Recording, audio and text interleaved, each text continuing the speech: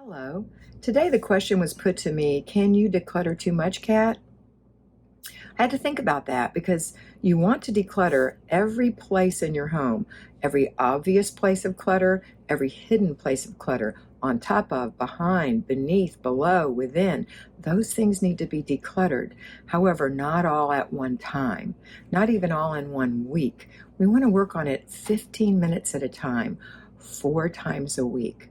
Or if you're a payroll homemaker, 1 hour on Saturday mornings.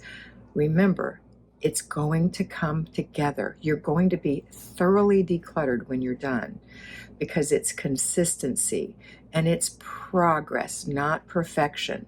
So plan what you're going to declutter. When you do declutter your 15 minutes worth of work, you have 3 stacks: throw away, give away, put away. At the end, throw it away, put it away, give it away. The dripping of water wears away stone. Make it a great day.